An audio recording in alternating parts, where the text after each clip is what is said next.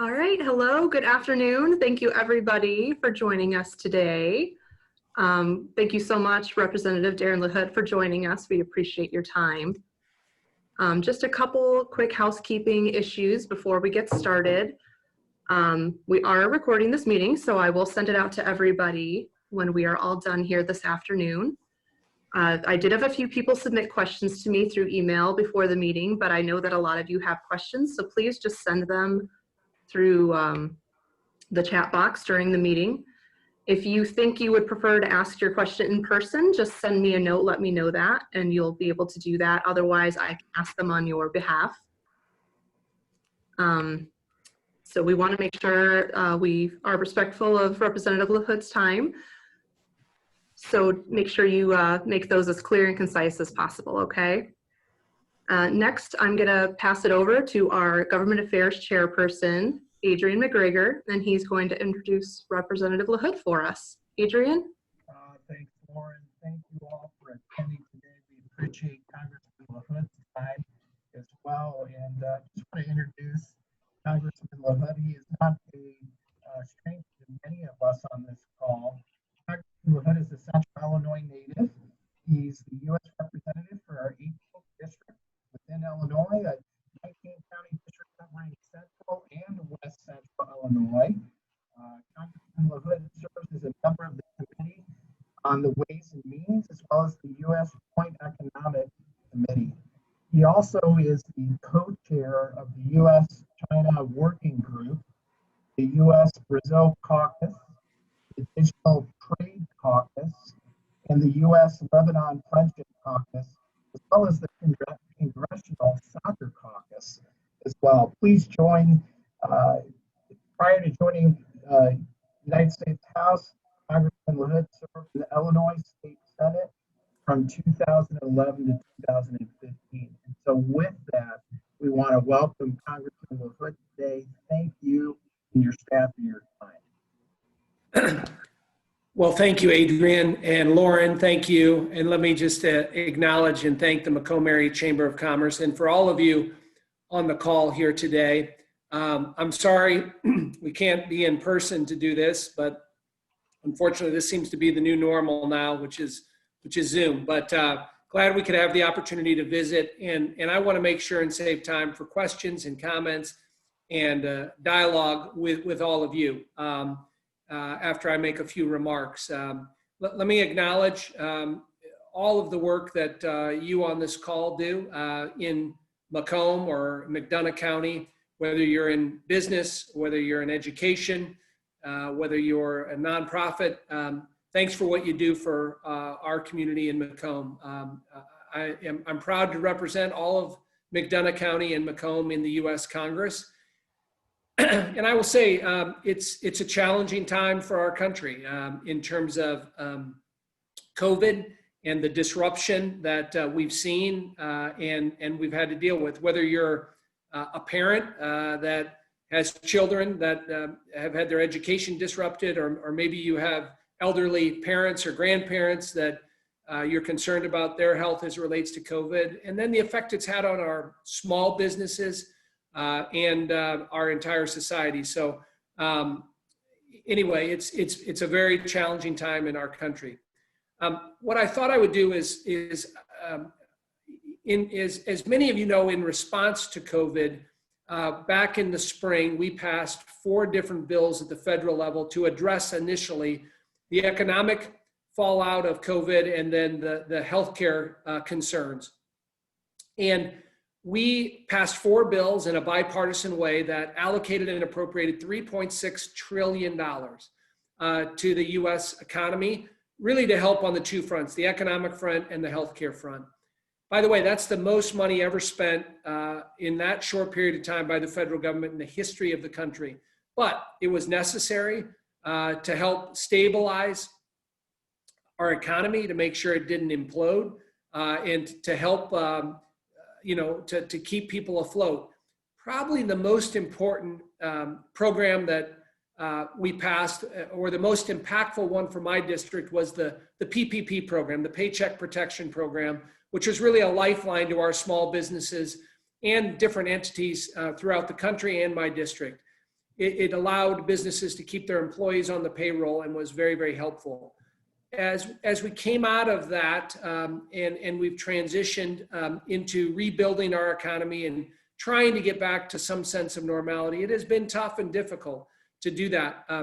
You know, when you look at where we're at today, I have been supportive of another round of stimulus and or a relief package. But now I think we have to focus and target things a little differently. There are disproportionately affected businesses that I don't think are going to come back to full capacity until we get a cure or a vaccine or a treatment. What are those businesses? Well, if you're a family-owned restaurant that aren't tied to a chain or a corporation, I worry about those restaurants. I worry about industries such as the travel industry, the lodging industry, the hospitality industry, catering business or banquet facilities. I also worry about if you own a gym or a workout facility, or if you have some type of music venue. These are industries that, again, aren't going to come back until we get a cure or a vaccine or a treatment. And so the federal government has an obligation and responsibility in our next stimulus package to help these disproportionately affected businesses. I don't think that they're going to make it the next 6 to 9 months, many of them, unless we're there to help. So what we're looking at is kind of a revised PPP that would look at those disproportionately affected businesses and have money flow to them. It's not going to make them whole, but it'll help so that they can withstand the winter months until we get a cure or a vaccine. Secondly, so that's a big part of what we need to do, and I'm supportive of in the next stimulus package. Second thing is helping our cities and municipalities with COVID-related revenue loss. The last thing that our cities and municipalities should be doing is laying off firefighters or city workers or police officers. So I think we, again, have to help out our cities, whether it's Macomb or whether it's Peoria or whether it's Quincy. We have an obligation to help them, and that needs to be part of the next package. Thirdly, as we look at a relief or stimulus package, I've been supportive of a bill that I've introduced. It's called the Clean Start Act. And the bill was introduced with my Democrat colleague, Stephanie Murphy of Florida. And what it focuses on the high cost of PPE, whether you own a small or a medium-sized business, or maybe you're a school or another entity, the cost of plexiglass, the cost of cleaning equipment, the cost of PPE, the cost of masks, it's expensive. I was just with a school district yesterday in my district. They're going to spend $500,000,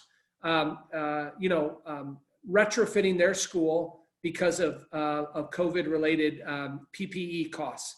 So our bill gives a 50% tax cut, a 50% tax credit or incentive on the cost of the PPE. And that goes back retroactively to when COVID hit in the spring and will stay into effect until we get a cure, or a vaccine, or a treatment. What this does is helps out on the healthcare front by protecting workers, protecting employees, protecting customers that come into businesses so that they don't contract COVID. Secondly, it helps out with the cleaning supplies and the masks and the other equipment, but also protects workers and allows people to feel more comfortable coming into businesses. All the polling shows if people feel comfortable with the retail business or the restaurant, that they know it's being cleaned and everything's being properly abided by with CDC guidelines, they're more apt to come back to it. So we believe the Clean Start Act is one way to get that. Again, assists with the cost associated with that. And our bill has strong bipartisan support, and I hope to get it into the next relief stimulus package. The timing of our relief stimulus package, I wish I could have told you we passed it a month ago, but we haven't. I anticipate we won't pass it between now and the election. Everyone is back campaigning. But after the election, when we go back to Washington, D.C., the second week in November, that's the time frame we have to look at it coming together in a bipartisan way to do that, again, to help our businesses. Now, I will say, on the optimistic side of things, there are many sectors of our economy that have come back and are doing well. Right now, as you know, ag is very important to our country. Agriculture prices are pretty good for beans and corn. Farmers are having a pretty good harvest season. We've expanded more markets, which is good. China is buying a lot of product, which is good for our farmers and for prices. Secondly, construction is way up. Talk to anybody in the trades or construction. There's a lot being built locally. It's hard to find a good contractor or one that's not busy. And I think that bodes well for our economy. Real estate, depending on where it's priced, homes are selling fairly well, particularly the lower priced homes, but realtors are doing well with selling homes, and that's a good indication in our economy. Car sales are pretty good. Inventory needs to be a little better, but those are a number of sectors in our society that have come back and are doing well. And as I mentioned earlier, there are still many that haven't, and that we have to focus on those moving forward. And so I wanted to give that update on a few of the things going on in Washington, D.C. that we're looking at. But now I'm happy to open it up for questions or comments from all of you. And I will also say I've been in and out of Macomb several times over the last couple months. I was at WIU on Move-In Day with President Abraham and got to see, again, the costs associated with implementing the PPE and the safety protocols there, and how much it's costing the university to implement that. But again, we always have to be mindful that we can't let the disease or COVID dictate our entire lives. You got to find a balance.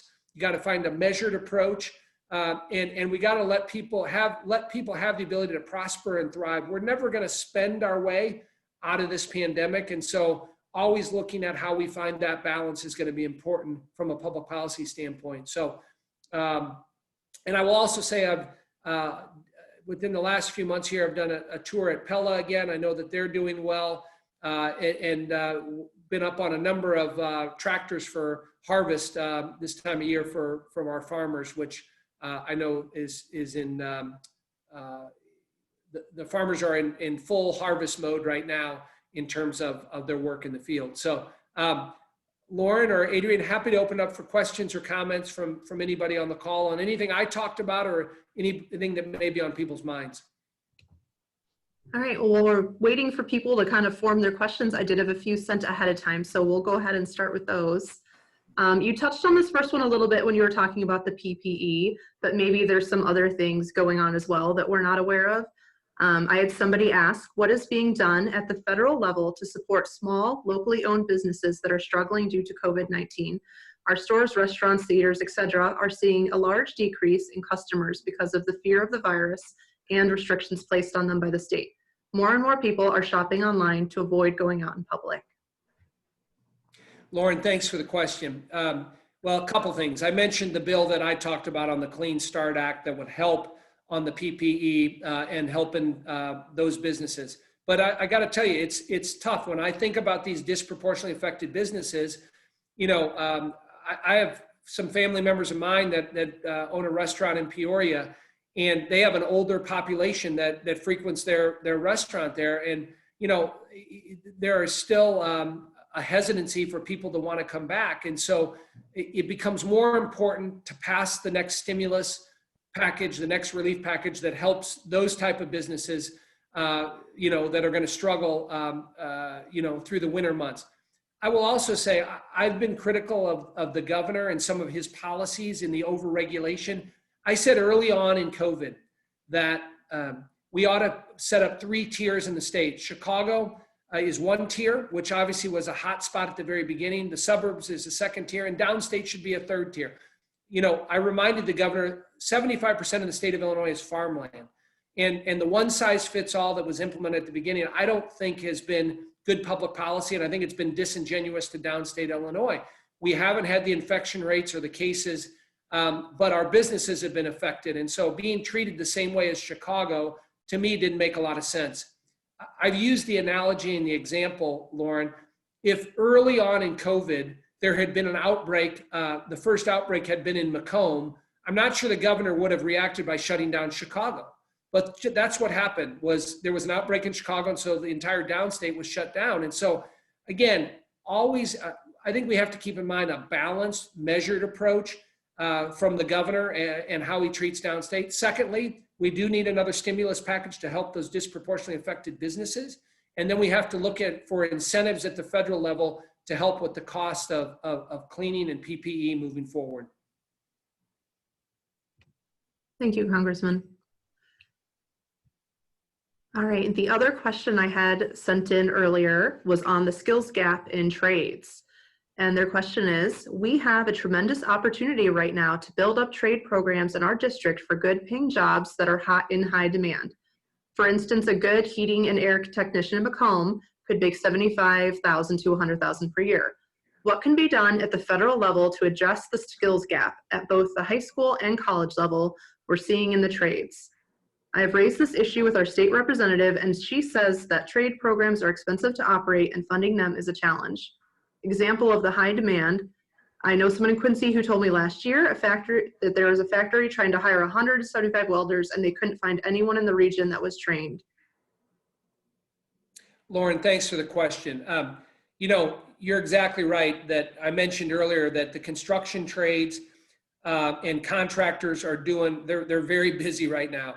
And that's throughout my district and much of the country. And there's a lot of reasons for that, but it is an opportunity that we can invest in training, apprenticeships, programs that help train the next, you know, the future welders and the other trades. What does that mean? It means we have to invest in our community colleges, in our universities to help with that. I think it's a combination. Federal government definitely plays a role in it. What I say is we look at the new economy. I don't necessarily describe it as blue collar jobs or white collar jobs. I describe it as new collar jobs, meaning you have to have some type of education, some type of training, whether you want to go into heating and air conditioning, whether you want to become a plumber, whether you want to be a welder, whether you want to be a technician, whether you want to put up wind farms, you need that training and education. And again, the federal government, I've supported a number of different programs on the Ways and Means Committee to add tax incentives. For instance, companies like Pella or Caterpillar or small and medium-sized companies, Knapheide out of Quincy. How do we give them a tax break or a tax credit, and then they take that and they invest in their local community college or the local university to create programs that establishes programs that help those students or workers get that education so that they can, or learn that trade so they can then be plugged in, you know, to the different trades that are out there. But now is the time to do that. I think there's a strong movement, Lauren, to have money included in the next stimulus package to do that. It's something that I've been supportive of and something we need. Now is the time to take advantage of that because there's a lot of work out there. And I think, unfortunately, with COVID, our habits are changing, how we do things are differently. And I think we're going to have, you know, we're going to have a movement more towards people doing a lot of local construction, adding on to their home, building things locally. That's going to continue to be a trend. And so now is the time to make that investment. Thank you. All right, we have a couple of questions in the chat now. The first one from John Vajezi. So he says, thank you for taking your time out of your schedule. John, would you like to ask your question? Or you want me to read it for you? Okay. My question has to do with the current status of tariffs. The current tariff situation has greatly impacted local family-owned and national chain retail companies. Although I understand the reasoning for the tariff, what is the future of this policy? The availability of product from China is still slow to arrive to the United States, even without the COVID outbreak. Prices of commodities continue to increase, and these factors will greatly impact our region and state.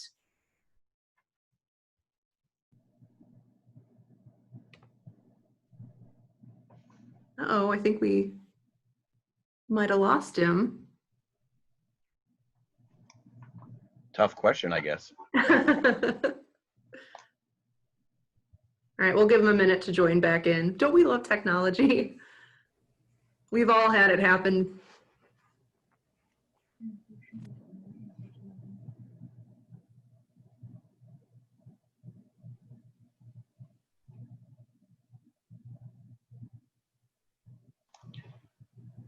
Lauren, you'll have to answer the question for me, please.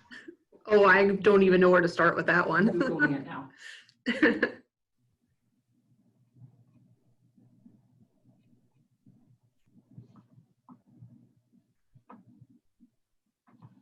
while we're waiting for Congressman LaHood, there may be some opportunity here to take a few minutes and make sure you can submit your question via the chat. So, And you are all welcome to ask your own questions as well. I leave that up to you. As long as we're all nice.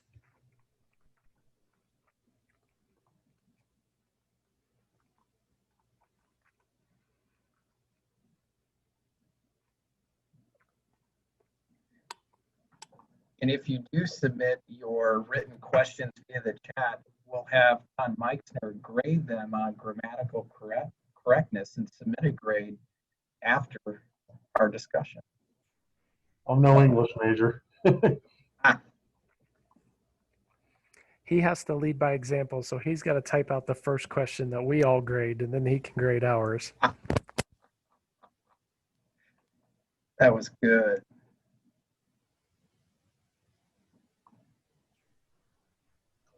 There he is.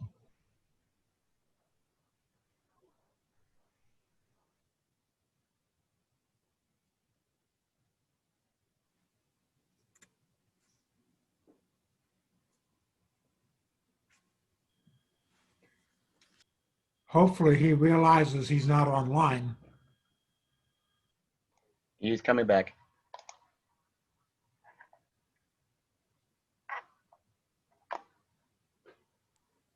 Sorry, guys, I don't know what happened there. Oh, we've all had it happen at some point or another. Okay. I was thinking it must have been a really good question, John. And maybe that's what caused it to go off. I'm sorry, I didn't actually hear the question, John, so go ahead. All right. Mine has to do with tariffs, Congressman. First off, thank you for coming in today. Do appreciate you coming in. Tariffs are still in the forefront within retail. It greatly impacts Macomb, our region, the state, and national retail companies. Do you see any relief for the tariffs as we move forward? My concern is, being rural America, West Central Illinois, the tariffs greatly impact our area. Right now, there is a delay in getting product into our areas because of delays from China, and not just because of COVID. So what do you see for the future of tariffs? Do you see any relief from those, where we can see pricing potentially go back down so it doesn't impact the smaller families and farmers? Yeah, thanks, John, for the question. You know, from a trade philosophical standpoint, I am not a fan of tariffs. Tariffs are taxes from my point of view. They're taxes on businesses, they're taxes on consumers. And, you know, I've been somewhat critical of President Trump and his trade policy that has been premised on tariffs. Again, long-term, they don't help our farmers or our manufacturers, or, as you described, rural businesses. And I think there's other mechanisms that can be used to do that. I think I'm more of a free trader, and we ought to be looking at more of those things. As you're aware, John, the phase 1 deal with China that we signed in February got rid of most of the tariffs that we had been engaged in the tariff war with China. But again, there's continue to be tariffs on aluminum and steel and other commodities as it relates to Canada and Mexico. And it's been premised or predicated on being a national security threat. I don't buy into that. I don't, again, think the justification has been there. And I think we'll probably lose in the World Trade Organization on that. I always want free and fair trade for our farmers, for our manufacturers, and for others. But you got to do that in a way. Frankly, John, what I think we ought to do with China and some of our other trading adversaries is we ought to get with other like-minded countries in a kind of a multinational approach and try to isolate China. Because many of the same concerns or problems that we have with China or other countries are our other European allies, Japan, Australia, Korea, and you know, TPP, the Trans-Pacific Partnership, which was a program that would do that, was something that I was generally supportive of. So again, Congress plays a role in this. The Ways and Means Committee plays a role in it. And I would also say, if you look at what we put together with USMCA with Mexico and Canada, that trade agreement, I think, is a good template for how we should look at future trade agreements. The 26 chapters that were part of USMCA, I think, set a good standard, not based on tariffs or sanctions or countervailing duties, that look out for a robust competitive economy between the three countries. That's what we ought to be looking at as an example of what our trade should look like. So that's more of a broad answer, John, but that's my perspective, and something obviously that I'll continue to advocate for moving forward. Thank you. Thanks. All right. Well, we have a question in the chat from Dave McGuire. Would you like to ask your own question, Dave? Okay, thank you. Congressman, thank you for joining us this afternoon. Spoon River College has a large list of challenges because of the pandemic, but one of the challenges that has come forward is access to education online by our students, both in equipment and in bandwidth. Is there something that's in the works from the federal perspective that's going to assist rural communities such as ours to be able to expand that availability? Dave, thanks for the question. Very, very important topic. Let me just back up, and I'll talk broadly about the specifics of your question. Obviously my district that I represent is 19 counties across central, west central Illinois. It's a huge district geographically. I have about, 20% of the state's counties in my district out of 102. So, in a lot of rural parts of my district. And we have struggled over the years with rural broadband and connectivity and bridging that digital divide.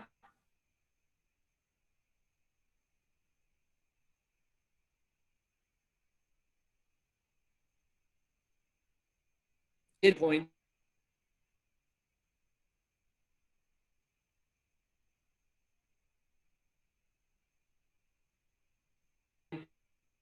You could go online list, whatever it is, and we allowed under the federal laws that we passed the reimbursement rates to work with HHS and CMS, and so doctors could get paid. That didn't necessarily happen before. But what we found is this was really impactful. About 30% of the people that would normally drive to a doctor or go to a hospital would do it online through telehealth and telemedicine. And so, but what we found, Dave, is, those visits online are only as good as the connectivity that you have. And if you don't have good technology, if you don't have good broadband, you're not going to be able to get the quality healthcare that you deserve over the internet. And so this has become more and more important. We also saw it particularly at the grade school and the high school level, Dave, when kids went out of school, and my wife and I have 3 teenage boys. I'll tell you, when our kids went out of school last March and went home, the e-learning at our household was a disaster. Not because we didn't have good connectivity, just because putting a young kid in front of a computer and having to learn everything is challenging. But many of our rural areas, kids that didn't have good internet, what did they do? They had to go to a friend's house to get a hotspot. They had to go to a McDonald's parking lot to get connectivity. They had to go to a school parking lot. I mean, it was really, really tough in many of our rural areas with that connectivity. So one bit of collaboration and compromise that we've seen in the Congress, Dave, is many of our kids in our urban areas have had to go home and are doing e-learning. But what they found is they don't have good connectivity. They don't have good broadband in our urban areas. And so I have a number of my Democrat colleagues that have partnered with rural members of Congress in districts like I represent, and we've put a renewed emphasis on improving broadband in our urban areas and rural areas, making sure that that connectivity is there, making sure that people have the ability to connect. It's a huge issue in my district, but now it's become an issue in our urban areas. So I anticipate in the next stimulus package, we will have more money and more resources to go to connectivity. Tomorrow, Dave, I'm going to be in Quincy to announce a $1.5 million grant through the Rural Development Agency that will go to, to rural broadband in the Quincy area. Again, that's money well spent. But we have plenty more that we need to do. To your point, at Spoon River or our other community colleges, we got to have that connectivity if we want kids to learn. We want them engaged, and they want them, because again, you can have the best teachers in the world, but if you don't have that connectivity, it's a problem. So this has caused us to have a renewed focus on this, to look for those federal resources. And I will also say the last thing is, Dave, I have an ag advisory committee that I meet with on a quarterly basis. And one of the issues that comes up, we talk a lot about ag and ag policy, but we also talk about how do we get young people to come back to rural America? How do we get them to come back to our smaller cities? And if you don't have good connectivity and good internet, it's tough to recruit them back to Macomb or other places, because if you go off to the University of Illinois or some other university, you got the best connectivity ever, and then you got to move back, to a smaller community, and you don't have that. It's really a disadvantage. So I'm rambling here a little bit, Dave, but yes, it has to be a priority. It has to be something we focus on from an economic standpoint, from an education standpoint, and from a healthcare standpoint. Thank you. All right, thank you. Our next question just came through. Congressman, is there a middle ground to dealing with climate change between denying it's happening and the Green New Deal?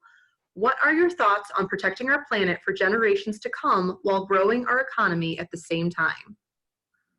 Yeah, thanks, Lauren. Absolutely. There has to be a balance and a measured approach when it comes to climate change. Humans are responsible for climate change. There is no doubt about it. And figuring out how do we continue to incentivize clean energy? How do we innovate when it comes to clean energy? You know, my district is a pretty good example. I have one of the largest wind districts in the country in terms of windmills and wind energy. And I've been very supportive of tax incentives to help the wind industry. But when it comes to our energy policy, which of course affects climate, we have to have a kind of all of the above approach, a multi-energy approach. So we can't be reliant on just fossil fuels. We have to look at solar, we have to look at wind, we have to look at natural gas, we have to look at nuclear, which I have a nuclear plant right outside of my district in Clinton, in DeWitt County. So we have to have an approach that is multifaceted. And I just mentioned 5 different energy sources, but I will also say this, Lauren, you look at the innovation and the clean energy technologies that have been achieved in this country, it's remarkable.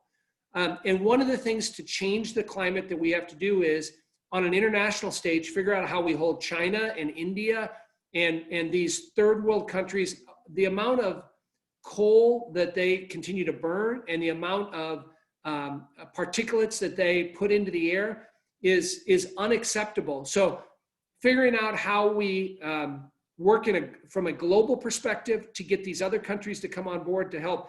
Going back to when COVID hit in March and April, some of you may experience this.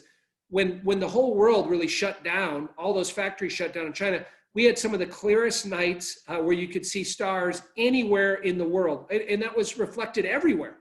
But it just goes to show when you stop the pollution in many of these third world countries. By the way, our coal production continues to be less and less and less. And overall, that's going to be good. It may not be good for our workers in Kentucky or West Virginia, but it's good for the environment. It's good for our lungs. It's good for clean air and clean water and all those things we want.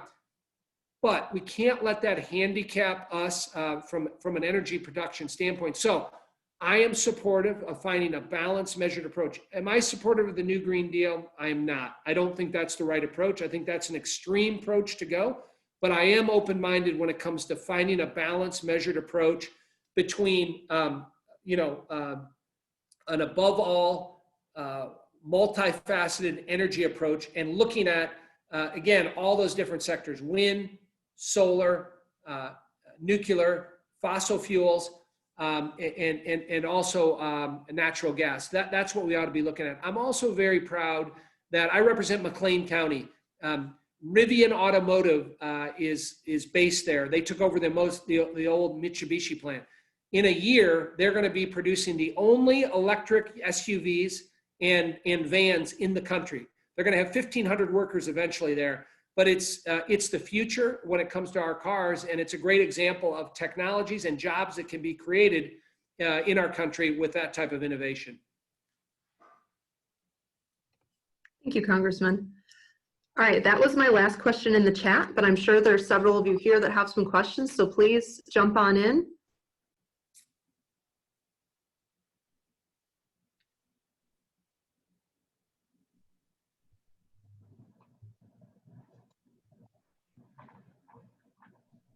Come on, guys. Must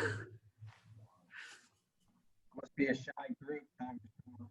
I thought I would circle back to some of your healthcare mentions. And first and foremost, we want to thank you and Brad for spending time on our campus earlier this year. I feel like we've had a partner with you and others through the COVID journey. Obviously, COVID changes everything, including how we deliver healthcare at a local level. Kind of two threads of comments and some questions would be, we're thankful for the stimulus funding that we did receive, Medicare advance payment, PPP funding, and CARES Act funding in general. Unprecedented support across many industries, including healthcare. As a follow-up to that, and a follow-up to some earlier discussions we had with you, is there any light at the end of the tunnel specific to forgiveness of those funds versus treating them as a loan that you utilize at an appropriate time and then eventually have to pay back? So that's my first question. My second comment and related question is specific to, as we're well into the second wave regionally now, we're starting to see some of our numbers climb here at the hospital. And one of the struggles that we have is utilizing our device for rapid testing. We are receiving from our CFID vendor approximately 80 to 100 kits a month. We'd really like to figure out a way to work with manufacturers to not have to feel as if we're on a limited supply, that we can actually order as many testing kits that we need in order to turn around test results for COVID in a very rapid fashion. So didn't know if you're starting to hear that from other healthcare partners in your district, but wanted to mention that as well. Well, Adrian, thanks for the questions, and I appreciate your comments. And I want to obviously thank McDonough Hospital and all the good work that you're doing there. We've had a number of visits with you, obviously in person and then over the phone. To your first question on the forgiveness, this is something that we need to address, and we haven't done that in the Congress. So obviously, money that was received, whether you're a healthcare entity or whether you're a small business, there's still lingering out there through the PPP program, forgiveness. What I've said is anybody that got a loan under $150,000, we need to have forgiveness. We don't need you to go through a lot of paperwork or bureaucracy to do that. And we need to have that forgiveness. We hope to codify that and put that into language so that we're not making small businesses worried about, being audited or the federal government coming in. So I anticipate, Adrian, that if you received a loan of $150,000 or left, there'll be forgiveness there. Now, loans that are bigger than that, I think for particularly healthcare providers, we got to make the burden on you as less onerous as possible. And I think there's a movement to do that.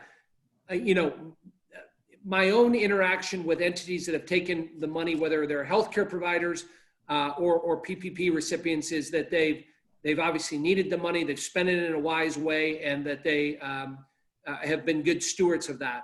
But it's something that we're going to continue to have to address there. But I'm well aware of that.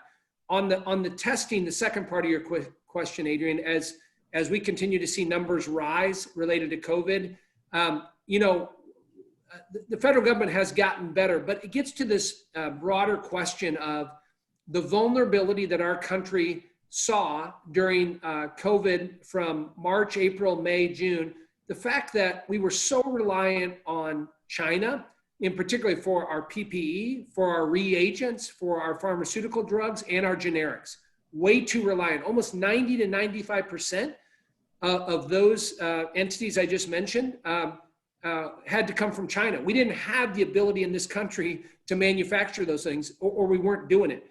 The point is, there has been a pivot and a shift in public policy that says, how do we bring back those supply chains? How do we incentivize companies to manufacture that domestically here, whether it's the reagents for testing, whether it's PPE, generic drugs and pharmaceuticals, so that we aren't reliant on China moving forward.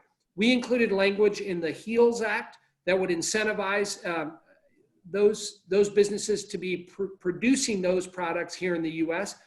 This obviously, this is a national security standpoint, it's a safety standpoint, and it's one that will make us more competitive economically.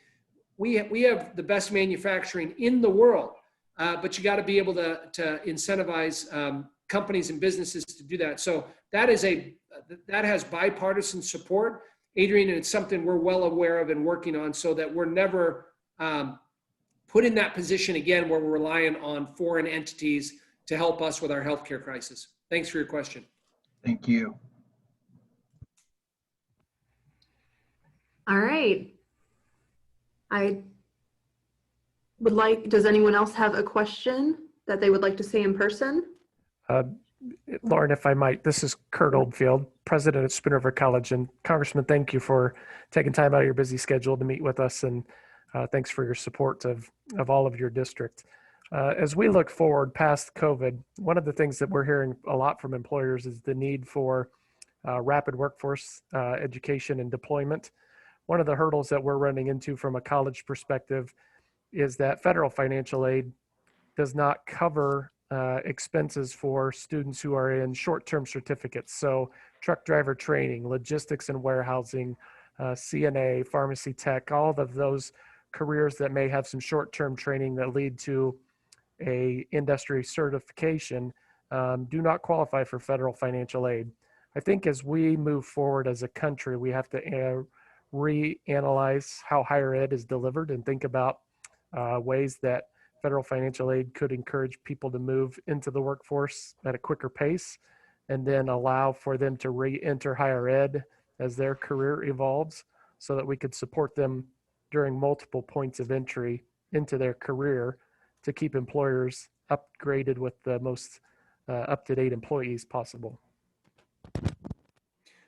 Well, President Olerfield, thank you very much for your question and your comment, and thanks for all your leadership at Spoon River. You know, our community colleges are more important than ever now, and you hit on it. You know, the type of training and that trade education that is so important for the different fields. And I mentioned this earlier in the call. As I look at my district and we look at the needs out there for technicians and welders and windmill experts, and you just go down the list of the type of training that you need. And what I describe it, I don't describe it as again, white collar or blue collar, describe it as new collar, right? And having that training. And to your point on the federal financial aid, you know, I think it's something that more and more members of Congress are looking at, particularly now with the need for those different trades and those training requirements for the next generation of workers. You know, construction trades right now in the construction field is way up. I mean, people are, it's an employment field that needs more workers. And I think it's going to continue to see the trend there. So yeah, how do we allow for that, for those students and those men and women that want to go into these fields, make it easier on them. And clearly federal financial aid can be a part of that. So I think it's a conversation we'll continue to have. I think after the election, we have to look at ways that we can expand federal financial aid to those different fields for forgiveness, but also for helping to incentivize that. Because I think we're going to see more of a trend in this area moving into the future. That's what it looks like. And we need to adapt and revise and make sure that we're there to help. So look forward to working with you on that as we move into the next Congress. Thank you. Thank you, Congressman. All right, we had another question submitted over chat, so I'll go ahead and read that to you now. Congressman, our local businesses and communities are starting to be faced with mask fatigue and the general consumer being over the safety guidelines put into place by the state and local government health and health agencies. As we continue to see numbers rise in our area, with your visits to our community, what is your general message to our region in the coming months? Well, let me just say, COVID will pass, hopefully sooner rather than later. And we are a resilient and a resourceful country and a responsible country. And that's reflected throughout my district. But we still have to deal with it. And as frustrating as that is, and as unfortunate as the collateral damage that's done because of it, we're not going to be able to completely, change our behavior, go back to normal until we get a cure, or vaccine, or a treatment, which we will. And I'm confident in the federal government and the amount of money that the private sector and the government is spending to get that cure, vaccine, or treatment and get it rapidly produced in the new year and get back to normal. But in the meantime, we got to continue to wear masks, exercise social distancing, follow the CDC guidelines. But what I would say is it has to be a balanced approach and a measured approach. And we shouldn't be treated in Macomb the same way as downtown Chicago.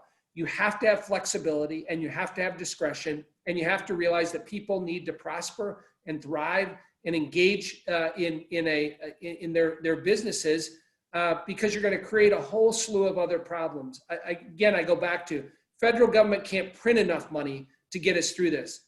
And so we have to collectively, again, find that balanced approach and remember that downstate Illinois is different from Chicago or our urban areas, and we need to be treated appropriately. And I've been somewhat critical of the governor on that, and I'm going to continue to speak out. It's frustrating for me that we're the only state in the entire Midwest that doesn't have high school football, that we don't have high school sports. Everybody else around us is doing that. And as being the father of 3 boys that are active, I mean, it's just terrible for morale. It's terrible for kids in so many ways. So again, Iowa's doing it, Indiana's doing it, Missouri's doing it. We are responsible people. We are resilient people. We can do that. You've got to give us the ability to do that.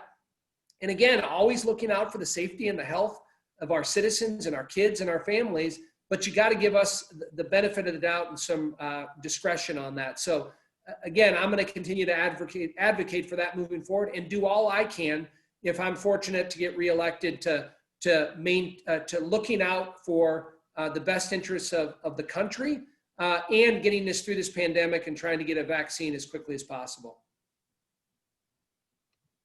Okay, thank you, Congressman. Okay, does anyone else have any other questions for Congressman LaHood?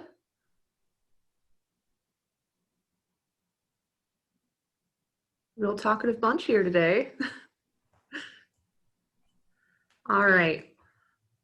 Well, thank you, Congressman LaHood, so much for joining us today. I appreciate all of your time. Yep, getting lots of applauses in the screen there. Well, Lauren, let me again thank you and thank the Macomb Area Chamber of Commerce and everyone on this call. Thanks for what you do in our Macomb community and McDonough County. I'm sorry we couldn't be doing this in person, but I look forward to following up with you. There are many concerns. I understand there are many businesses and entities that continue to suffer and be challenged, and it is a disruptive time. But I want to just make sure that if there's any follow-up on issues we discussed today, please reach out to me directly or my office. We want to be attentive and be as helpful as possible. And then secondarily, going back to Washington, D.C. and focusing on a stimulus relief package that helps our disproportionately affected businesses and helps us get through this pandemic the best way possible. I'm committed to doing that and look forward to working with all of you. Thank you so much. I appreciate that. And if anybody here thinks of a question later on, just go ahead and send that to me and I will happily forward it on to Congressman LaHood's office. All right, well, thank you all for joining us. Thank you, Congressman LaHood. I hope Thanks. you all Be safe, be healthy, everybody. Absolutely. Have a wonderful day. Thank you. Thank you. Thanks, Congressman. Thank you very much. Take care. Thank you very much. Appreciate you taking your time today.